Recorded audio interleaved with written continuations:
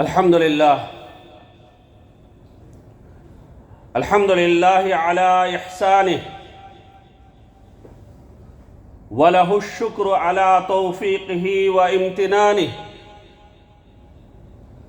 وأشهد أن لا إله إلا الله وحده لا شريك له تعظيما لشأنه وأشهد أن محمدًا عبده ورسوله الداعي إلى رضوانه وصلى الله عليه وسلم وعلى آله وأصحابه وإخوانه. أما بعد، قال الله عز وجل في القرآن المجيد: أعوذ بالله من الشيطان الرجيم، بسم الله الرحمن الرحيم.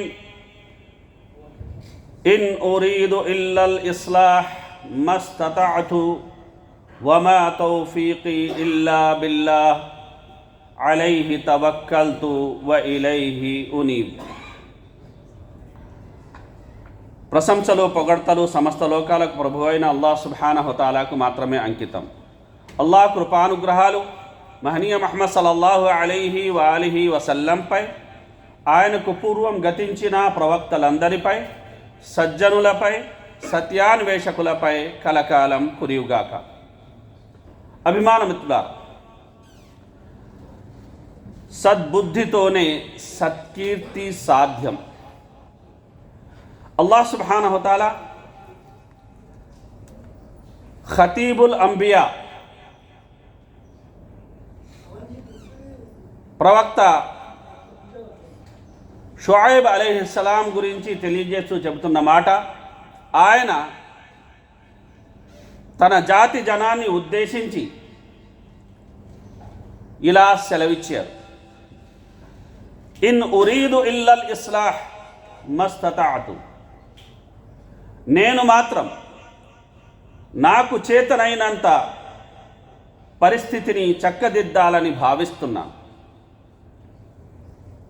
వమా తౌఫీకీ ఇల్లా బిల్లాహ్. అయితే నేను చేయదలుచుకున్నదంతా అల్లాహ్ దయాదాక్షిణ్యాల మీదే ఆధారపడి ఉంది. అలైహి తవక్కల్తు వ ఇలైహి ఉనీబ్. నేను ఆయన్నే నమ్ముకున్నాను, ప్రతి వ్యవహారంలోనూ నేను ఆయన వైపునకే మరలుతాను. అభిమాన మిత్రులారా, సద్బుద్ధి అంటే ఏమిటి? ఫలానా కార్యాన్ని అల్లాహ్ సుబ్హానహు తఆలా ఫలానా వ్యక్తికి చేసే సద్బుద్ధిని ప్రసాదించాడు అని అనడం. లేదంటే ఫలానా వ్యక్తికి ఫలానా సత్కార్యం చేసే సౌకర్యాన్ని, సౌలభ్యాన్ని అల్లాహ్ సుబ్హానహు తఆలా కలుగజేశాడు అని అనడం. ఇది భాషాపరంగా. ఇక శాస్త్రీయపరంగా తీసుకుంటే, ఒక సత్కార్య సాధనకు కావాల్సిన సకల కారకాలను కార్యాచరణలో పెట్టడం, అలాగే ఆ మార్గంలో ఆటంకాలను, అడ్డుగోడలను దూరం చేసి ఆ సత్కార్య శ్రీకారానికి సానుకూల వాతావరణాన్ని కలుగజేయడం. అభిమాన మిత్రులారా, మనిషిగా మనకు కావాల్సింది రెండు. ఒకటి బతికి ఉండగా సద్బుద్ధి, రెండు చనిపోయాక సద్గతి. మనం అల్లాహ్ను కోరుకోవాల్సింది కూడా ఖచ్చితంగా ఈ రెండే. అభిమాన మిత్రులారా, ఈ రకంగా మనం తీసుకున్నట్లయితే ఓ సత్కార్య శ్రీకారం కోసము, ఓ ఆరాధన కోసము మనలో బలమైన సంకల్పం ఉండాలి, దృఢమైన నిశ్చయం ఉండాలి.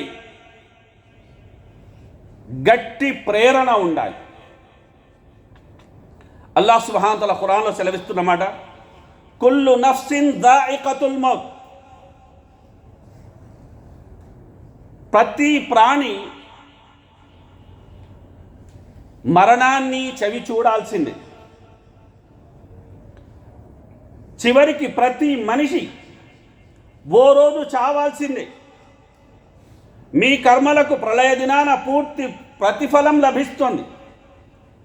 నరకానికి దూరంగా స్వర్గానికి పంపబడేవాడే నిజమైన సఫలీకృతుడు. ఐహిక జీవితం, దాని సౌఖ్యాలు వట్టి మోసపూరితమైన పై మెరుగులు మాత్రమే. ఈ లెక్కన చావు పుట్టుకలు ఒక నిరంతర వలయం. ఇందులో చావు మాత్రం విలయమే. కొందరి పాలిట ప్రళయమే ప్రమాదమే, కొందరి పాలిట ఖచ్చితంగా వరమే ప్రమోదమే. ఈ లెక్కలు తేల్చుకునేవారు మలకుల్ మౌత్. ఆయన సమవర్తి, తమ భేదం లేకుండా సర్వులను తనతో తోడుకొని పోతాడు. మరణం అందరి విషయంలో సమానమే గాని అందరి మరణాలు సమానం కాజాలు. కొందరివి మంచి మరణం అయితే కొందరిది చెడ్డ చావు. అభిమానం ఇట్లా ప్రవక్త సల్లల్లాహు అలైహి వసల్లం వారు సెలవిచ్చారు, ఉద్కురు మహాసిన మౌతాకు వకుఫు అన్ మసావీ. మీరు మరణించిన వ్యక్తి యొక్క మంచిని ప్రస్తావించండి, చెడుని పేర్కొనకండి అని ప్రవక్త సల్లల్లాహు అలైహి వసల్లం వారు సెలవిచ్చారు. ఏదేమైనా ప్రవక్త శ్రీ సల్లల్లాహు అలైహి వసల్లం వారు చెప్పినట్టు పోయినోళ్ళు వారిలోని మంచిని మాత్రమే తలుచుకొని చెడును కనీసం ఆ రోజుకు మనం పక్కన పెట్టడం అనేది కనీస మానవ ధర్మం. చాలామంది గొప్పతనం వారి మరణం తర్వాతే తెలుస్తుంది. మరణించిన వారిని మోసుకెళ్ళేది ఆ నలుగురే కానీ ముందు వెనక ఎంతమంది నడిచారన్న దాన్ని బట్టి చనిపోయిన వ్యక్తిది ఎంత ఘనమైన బతుకో అర్థమవుతుంది. అభిమానం తులా పుట్టినప్పుడు ఊపిడి ఉంటుంది, పేరు ఉండదు. అంటే పోయేటప్పుడు ఊపిరి ఉండదు, పేరు మాత్రమే ఉంటుంది. మరి ఆ పేరు అనేది ఎలా నిలబడాలి, ఎలా నిలబెట్టుకోవాలి అంటే తర్వాతి తరాలకు అదే తిరుగులేని అడుగు జాడ అవ్వాలి అని మన పెద్దలు చెప్పారు. అభిమానం ఇట్లా కొందరు తౌఫీక్ అంటే సద్బుద్ధి అంటే సౌకర్యాలు సమకూరడం, సౌలభ్యం అనేది చేకూరడం అని కొందరు భావిస్తుంటారు. నిజంగా తౌఫీక్ ఇదేనా అంటే ఖచ్చితంగా కాదు. ఎందుకంటే అభిమానం ఇట్లా బలమైన కోరిక లేకుండా, దృఢమైన దీక్ష లేకుండా, చేసి తీరాలన్నాక సత్సంకల్పం లేకుండా ఎన్ని సౌకర్యాలు ఉన్నా, ఎన్ని సౌలభ్యాలు ఉన్నా, ఎన్ని వస్తువులు అనేవి మనకు అందుబాటులో ఉన్నా మనం ఆ కార్యం చెయ్యం. కొన్ని ఉదాహరణలు మనం తీసుకుంటూ ముందుకెళదాం. ఉదాహరణకు అభిమానం ద్వారా గుర్రాన్ని మేపే వ్యక్తికి గుర్రం బాగా నడపడం రాదు. నిజంగా బాగా నడిపేలా నేర్చుకునే సమస్త అవకాశాలు అతని దగ్గర ఉన్నాయి, నేర్చుకోడు. ఒక వ్యక్తి దగ్గర కంప్యూటర్ ఉంది, అయితే ఒక ప్రసంగం తయారు చేయమంటే ఆ విధమైన ఆసక్తి అతని దగ్గర లేదు. అన్ని సౌకర్యాలు ఉన్నాయి, ఇంటర్నెట్ ఉంది, అంతర్జాలం ఉంది. ఒక అబ్బాయి దగ్గర పుస్తకాలన్నీ ఉన్నాయి, అయితే అతను చదవడం లేదు, ఎందుకంటే అతనికి ఆసక్తి లేదు. అదేవిధంగా మనందరికీ సమయం ఉంది, ఆరోగ్యం ఉంది, మన సమాజ వాతావరణం శాంతిపూరిత వాతావరణం ఉంది. 5 పూటల అజాన్ అవుతుంది అని తెలుసు, వినబడుతుంది కూడా. అయినా మనం మసీదుకి వెళ్ళడం లేదు, నమాజ్ చదవడం లేదు. అంటే ఇక్కడ బలమైన కోరిక లేదు, బలమైన దీక్ష లేదు, ఈ కారణంగానే ఈ సద్బుద్ధి అనేది మనకు లభించడం లేదు అన్న విషయాన్ని ఈ సందర్భంగా మనం గమనించాలి. అదేవిధంగా ఒక వ్యక్తి దగ్గర అల్హమ్దులిల్లా కావాల్సినంత ధనం ఉంది, అయితే సౌకర్యం ఉంది, ఆరోగ్యం ఉంది, అన్నీ ఉన్నాయి. జీవితానికి సంబంధించిన 30, 40, 60 సంవత్సరాలనేవి మీద పడిపోతున్నప్పటికీ ఆస్తులు పెంచుకోవడంలోనే అతను లీనమై ఉన్నాడు, కానీ హజ్ చెయ్యాలన్న సద్బుద్ధి అతనికి కలగడం లేదు. అభిమాన మిత్రులారా, ఇవన్నీ వస్తువులు మన దగ్గర ఉంటేనే సద్బుద్ధి కలుగుతుంది అంటే పొరపాటు. వస్తువులు మన దగ్గర ఉన్నా, సౌకర్యాలున్నా, సౌలభ్యాలున్నా, ఆ చెయ్యాలన్న బలమైన సంకల్పమే గనక మనలో లేకపోతే, ఆ దృఢమైన ప్రేరణే గనక మనలో లేకపోతే, ఎన్ని సౌకర్యాలున్నా మనం చేసేది ఏముండదు. ఎంతవరకు అంటే అభిమాన మిత్రులారా, కొందరు సోదరులు అయ్యా పదండి నమాజుకు వెళదామంటే హజరత్ హమారే వాస్తే దువా కరో అంటాడు. మా కోసం మీరు ప్రార్థించండి, అల్లాహ్ మాకు నమాజు సద్బుద్ధి ప్రసాదించాలని, దాన ధర్మాల సద్బుద్ధి ప్రసాదించాలని, రమజాన్ ఉపవాసాల సద్బుద్ధి ప్రసాదించాలని. అయ్యా నీలో బలమైన కోరిక లేకపోతే, నీలో దృఢమైన నిశ్చయం లేకపోతే, నీలో ఖచ్చితమైన ప్రేరణ అనేది లేకపోతే, మస్జిదే హరాం ఇమాం దువా చేసినా నీలో మార్పు రాదు. మస్జిద్ నబీలో నీ కోసం దువాలు చేసిన నీ పరిస్థితి మారదు. నువ్వు మారాలి, నీ పరిస్థితి మారాలి అంటే నువ్వు సత్కార్యం కోసం సన్నద్ధమవ్వాలి. నువ్వు నీ మనోస్థితిని మార్చుకోనంత వరకు అల్లాహ్ సుబ్హానహు వ తఆలా కూడా నీ యొక్క ఈ దుర్గతిని సుగతిగా మార్చడు అన్న విషయాన్ని మనం గుర్తెరిగి జీవించాలి సోదరులారా. ఇక అభిమానం ఇట్లా, సంపదలో మరుపులు, ఆపదలో అరుపులు అంటారు. ఎందుకు ఈ మాట చెప్పడం జరుగుతుందంటే, ఒక వజ్రోత్సవ కాలం పాటు అల్లాహ్ సుబ్హానహు వ తఆలా వక్ఫ్ ఆస్తుల్ని మన అధీనంలో ఉంచాడు, కానీ వాటి సద్వినియోగపరిచే సద్బుద్ధి మనకు ఇన్ని సంవత్సరాల్లో కలగలేదు. వక్ఫ్ సంపద తులతూగుతున్నప్పుడు మరుపుకి గురై జీవించాం. మరి ఇప్పుడు మన నిర్వాకాలకు, మన అసమర్థతకు శిక్షగా ఈరోజు వక్ఫ్ అమెండ్మెంట్ బిల్ అనేది పాస్ అయితే ఇప్పుడేమో ఆపదలో అరుపులు, అలాగే తాటాకు చప్పుళ్ళు, ధర్నాలు, రాస్తారోకోలు. అభిమాన మిత్రులారా, దీనివల్ల వనుగూడేది ఏమిటి? మారాల్సింది మన ముందర ఉన్న సమాజమా, మన మానసిక స్థిత, మన సంఘమా అన్న విషయాన్ని ఆత్మసమీక్ష చేసుకోవాలి. చిన్న ఉదాహరణ ఇస్తున్నాను. ఒక ఊరిలో 2 మసీదులు ఉన్నాయి సోదరుల. ఒక మసీద్ దానికి వక్ఫ్ ఆస్తులు లేవు, మరో మసీద్కి వక్ఫ్ ఆస్తులు ఉన్నాయి. మరి ఏ మసీదుకి అయితే వక్ఫ్ ఆస్తులు ఉన్నాయో ఏటా దాని యొక్క ఆదాయం లక్షల్లోని మాటే. అయితే ఆ మసీదులో ఒక ఇమాం ఉన్నాడు, ముఖ్తదీలు ఏ నమాజ్కి రాదు. కారణం ఆ వక్ఫ్ ఆస్తుల వ్యవహారం అంతా ఒక కుటుంబమో ఒక వ్యక్తో దూరంగా ఉన్న హైదరాబాదులోనూ మరో పట్టణంలోనూ ఉండే వ్యక్తి చూసుకుంటున్నాడు. ప్రజలతో ఎటువంటి యొక్క సంబంధాలు లేవు, ఎవరిని అందులో జోక్యం చేసుకోవడానికి అతను అనుమతించడం లేదు. అభిమానం ద్వారా ఏ ఆస్తులు రేపు పోతే ప్రజలు స్పందిస్తారా? ప్రజలు దానికోసం ధర్నా చేస్తారా? ఇది తనకు మేలు చేకూర్చినాక అల్లాహ్ ఆస్తి అన్న భావన అనేది ప్రజల్లో కలుగుతుందా? కనుక అభిమానం ద్వారా ఇప్పటికైనా మనం మార్పుకి అనేది కళ్ళు తెరుచుకోవాల్సిన అవసరం, ఆవశ్యకత అనేది ఎంతైనా ఉంది అనే విషయాన్ని సందర్భంగా మనం ఆలోచించాలి. అలాగే అభిమానం ద్వారా మనకు అల్లాహ్ సుబ్హానహు వ తఆలా తరపు నుంచి సద్బుద్ధి లభించాలి అంటే దానికి కొన్ని షరతులు ఉన్నాయి సోదరుల. అల్లాహ్ సుబ్హానహు వ తఆలా మనకు ఏ మంచి కార్యం చేసే సద్బుద్ధి ప్రసాదించినా దాన్ని సామాన్యంగా భావించకండి, అది గొప్ప వరం. అల్లాహ్ సుబ్హానహు వ తఆలా అలాంటి సంపద కలిగిన వారు ఎంతోమంది ఉన్నారు, అలాంటి ఆరోగ్యం కలిగిన వారు ఎంతోమంది ఉన్నారు, అలాంటి చదువు కలిగిన వారు ఎంతోమంది ఉన్నారు, అలాంటి హోదా కలిగిన వారు ఎంతోమంది ఉన్నారు. అందరికీ ఆ మంచి బుద్ధి కలగడం లేదే, అందరికీ ఆ సద్బుద్ధి కలగడం లేదే, అందరూ మంచి కర్మలు చెయ్యడం లేదే, అందరూ అల్లాహ్ మార్గంలో ఖర్చు పెట్టడం లేదే. అలాంటిది మనకు మాత్రమే లభించింది అంటే అల్లాహ్ సుబ్హానహు వ తఆలా తౌఫీక్ వల్లనే సాధ్యమైంది, ఆయన దయాదాక్షిణ్యాల వల్లనే సాధ్యమైంది. కనుక ఖతీబుల్ అంబియా అయిన షుఐబ్ అలైహిస్సలాం ఏమంటున్నారు?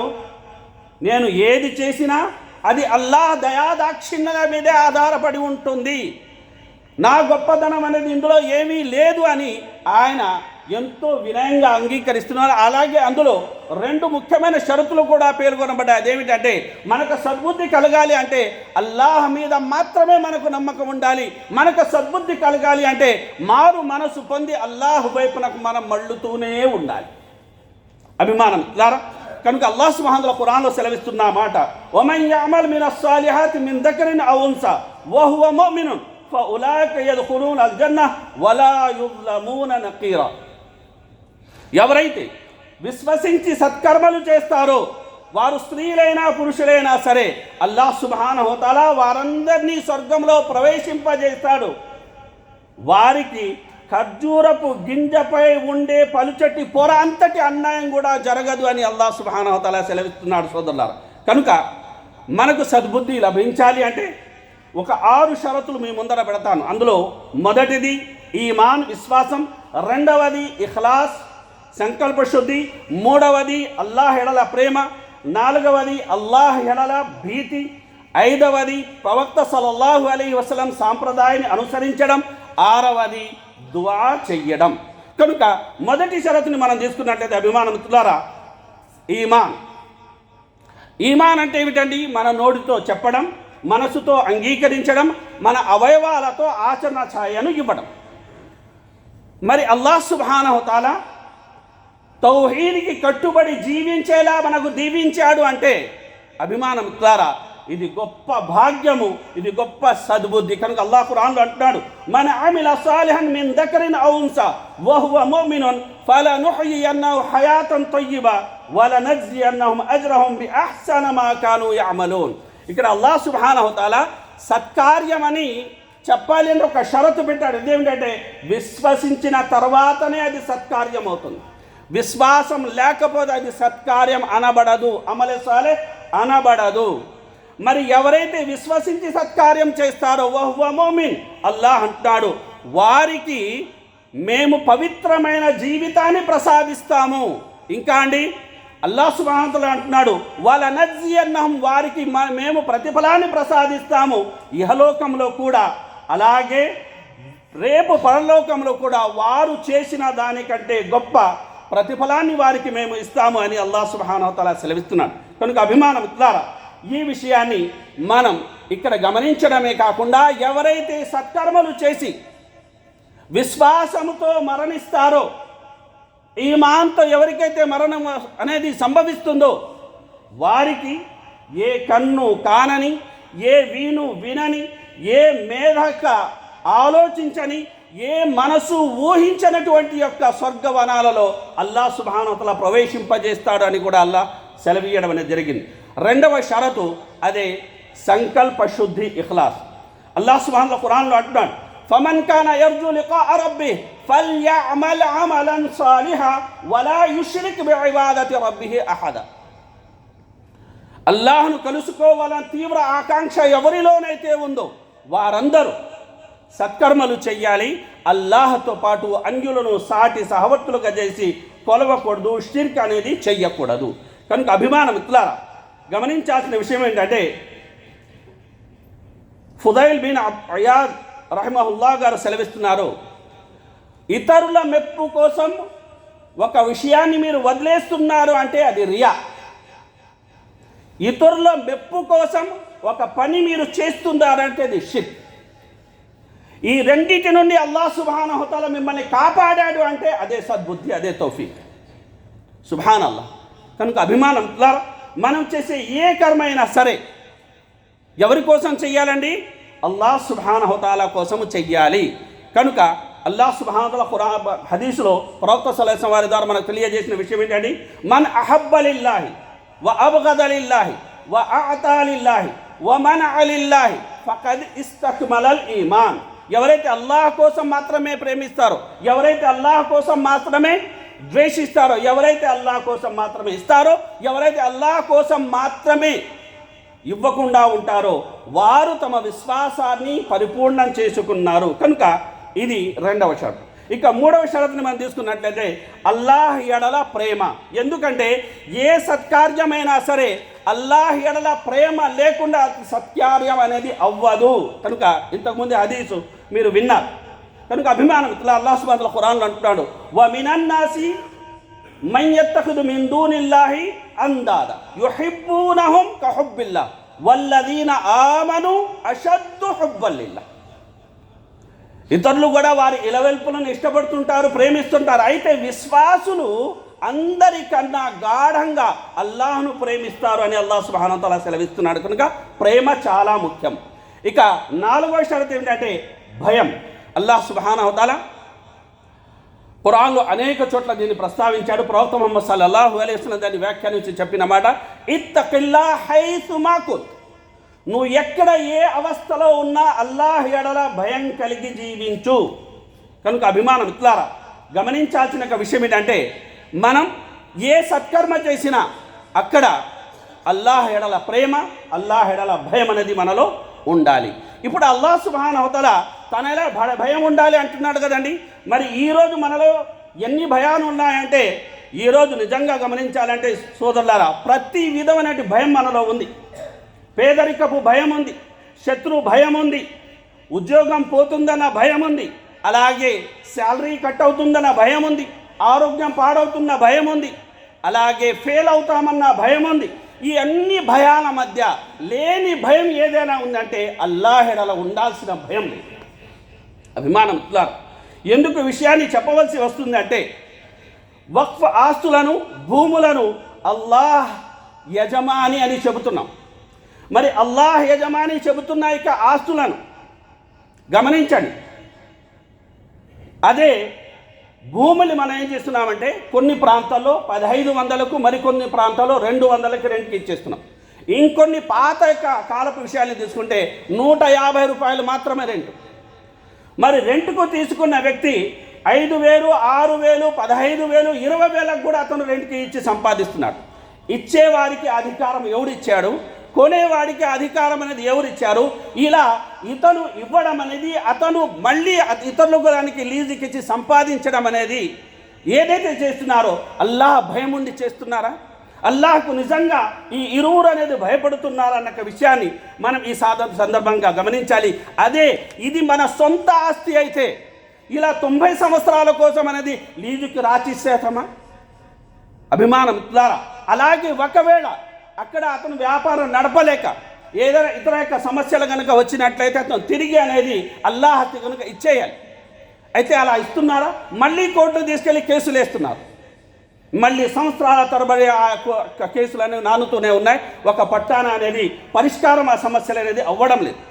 మరి ఇలాంటి యొక్క పరిస్థితిలో నిజంగా అల్లాహ్ ఆస్తి విషయంలో అన్యాయానికి గురైన వారు ఇంటివారా బయటవారా? ఇన్ని సంవత్సరాలు వాటి పట్ల అశ్రద్ధ వహించిన, అలక్ష్యం వహించిన వారు, భయం లేకుండా వ్యవహరించిన వారు మనమా ఇతరులా? కనుక అభిమానం ఇట్లారా ఈరోజు ఈ పరిస్థితి మనకు దాపురించింది అంటే ఈ ఒక్క చట్టమే కాదు, ఇలాంటి అనేక చట్టాలు వచ్చాయి, ఇక మీదట కూడా వస్తూ ఉంటాయి. ఇప్పటికీ అనేది మస్లక్ అనే యొక్క ఈ గిరి నుండి మనం బయటికి రావడం లేదు. ఇప్పటికీ కొట్టుకుసొస్తున్నాం. ఇప్పటికీ అనేది మనలో ఐకమత్యం లేదు. ఎప్పుడు ఐక్యమవుతాం? ఎప్పుడు కనీసం మిగిలి ఉన్న వక్ఫ్ ఆస్తుల్ని మనం ఎప్పుడు కాపాడుకుంటాం?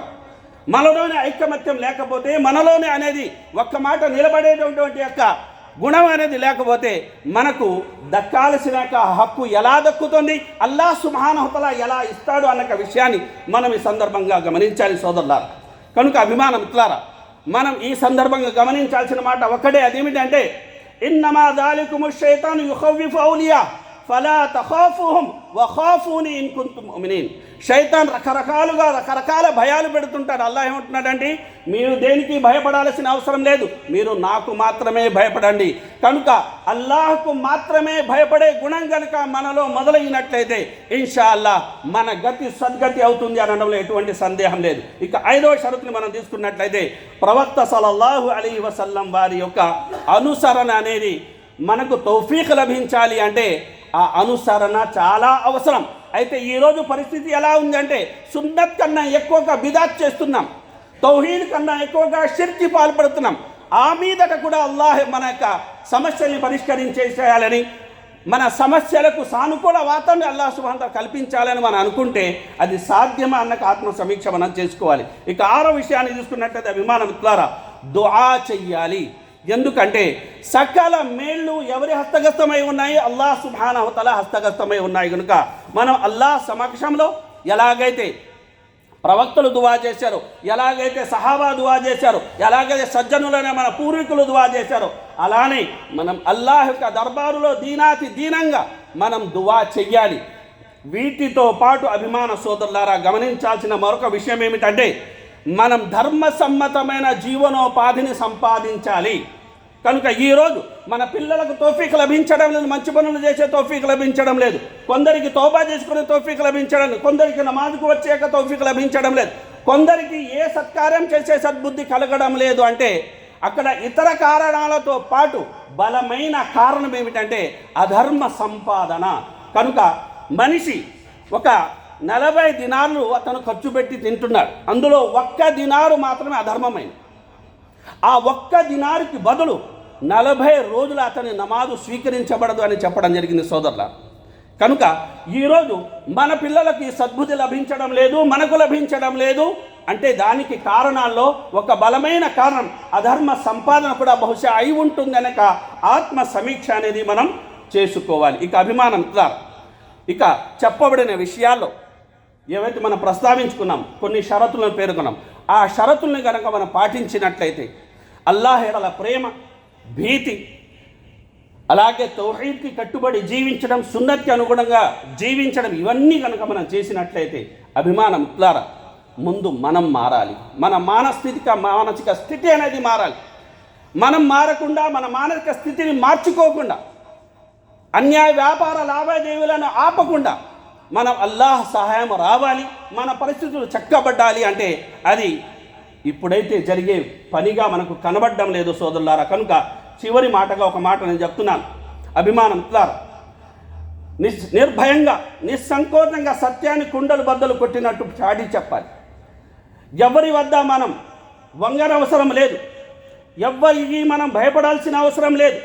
మూర్ఖులను మూర్ఖులుగానే అభివర్ణించాల్సిందే, దౌర్జన్యపరులను దౌర్జన్యపరులుగా అనాల్సిందే, జరిగిన తప్పిదాలను తక్షణమే సంస్కరించుకోవాల్సిందే, అసత్యాన్ని తరమాల్సిందే, అధర్మానికి పాడే కట్టాల్సిందే, సత్యానికి ధర్మానికి న్యాయానికి పట్టం కట్టాల్సిందే. ఇకనైనా మేల్కొందాం, ఇకనైనా తప్పులను సరిదిద్దుకుందాం. ఇంతవరకు అడవిగాచిన వక్ఫ్ అనే ఈ వెన్నెలను ఇకనైనా ప్రజల వద్దకు తీసుకు వెళ్లాల్సిందే. కాదు కూడదు అంటే అపకీర్తిని అపఖ్యాతిని మూట కట్టుకోవాల్సిందే. మన గతి దుర్గతి అవ్వాల్సింది. అల్లాహ్ సుబ్హానహు వ తఆలా అంటారు, ఇన్నల్లాహ లా యుగయ్యిరు మా బికౌమిన్ హత్తా యుగయ్యిరు మా బి అన్ఫుసిహిం. మంచికి మార్పుకి శ్రీకారం చుట్టేలా అల్లాహ్ మనందరినీ దీవించాలని, సత్య మార్గంలో సత్కర్మలు చేసే సద్బుద్ధిని అల్లాహ్ సుబ్హానహు వ తఆలా మనందరినీ అనుగ్రహించాలని దీనాతి దీనంగా ఆ దయాసాగరుడైన అల్లాహ్ను వేడుకుంటూ నా మాటను పూర్తి చేస్తున్నాను.